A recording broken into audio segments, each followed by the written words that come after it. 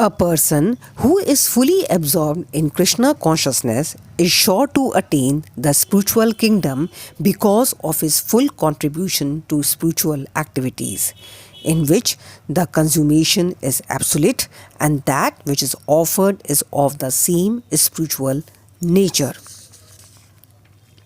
The process by which the conditioned soul can get out of the material atmosphere is Krishna consciousness.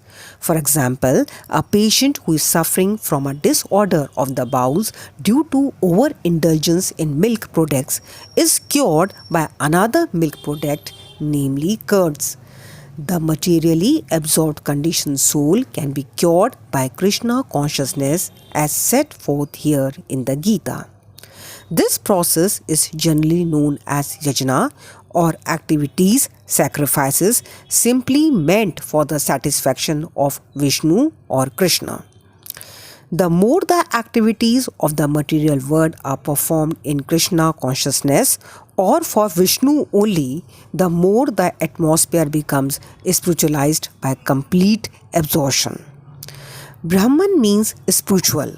The Lord is spiritual and the rays of his transcendental body are called Brahma Jyoti, his spiritual effulgence.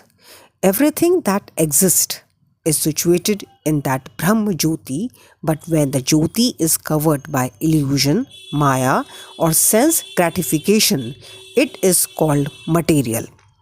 This material veil can be removed at once by Krishna consciousness.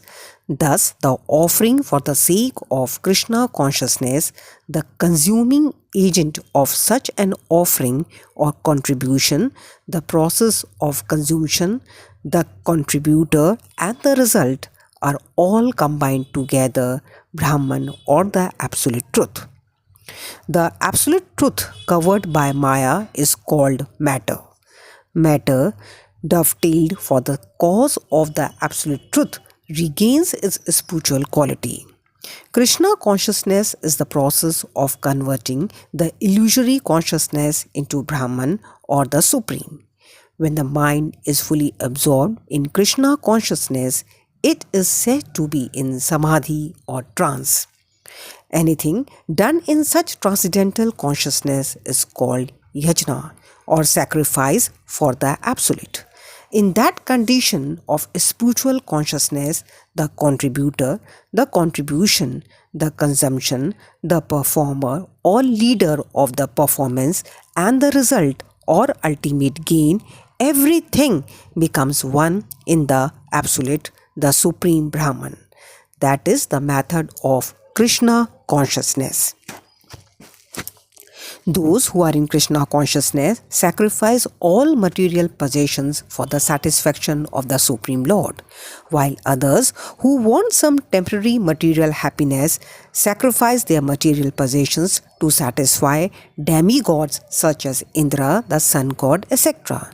And others who are impersonalist sacrifice their identity by merging into the existence of impersonal Brahman.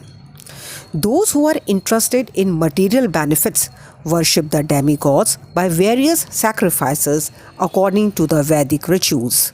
They are believers in many gods, but others who worship the impersonal feature of the Absolute Truth and regard the forms of the demigods as temporary sacrifice their individual selves in the supreme fire and thus end their individual existences by merging into the existence of the Supreme. Such impersonalists spend their time in philosophical speculation to understand the transcendental nature of the Supreme. The Krishna conscious person like Arjun, however, sacrifices everything for the satisfaction of Krishna, and thus all his material possessions as well as his own self, everything is sacrificed for Krishna.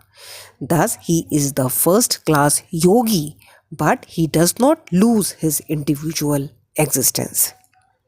The four divisions of human life, namely the brahmachari, the grihasth, the vanprasth and the sannyasi, are all meant to help men become perfect yogis or transcendentalists. Since human life is not meant for our enjoying sense gratification like the animals, the four orders of human life are so arranged that one may become perfect in spiritual life. The brahmacharis or students under the care of a bona fide spiritual master control the mind by abstaining from sense gratification. They are referred to in this word they are referred as sacrificing the hearing process and the senses in the fire of controlled mind. A brahmachari hears only words concerning Krishna consciousness. Hearing is the basic principle for understanding, and therefore the pure brahmachari engages fully in chanting and hearing the glories of the Lord.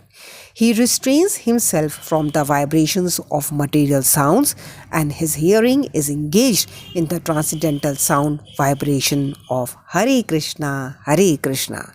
Similarly, the householders who have some license for sense gratification perform such acts with great restraint. Sex life, intoxication, and meat eating are general tendencies of human society, but a regulated householder does not indulge in unrestricted sex life and other sense gratifications. Marriage on principles of religious life is therefore current in all civilized human society because that is the way for restricted sex life. This restricted unattached sex life is also a kind of yajna because the restricted householder sacrifices his general tendency toward sense gratification for higher transcendental life. Hare Krishna.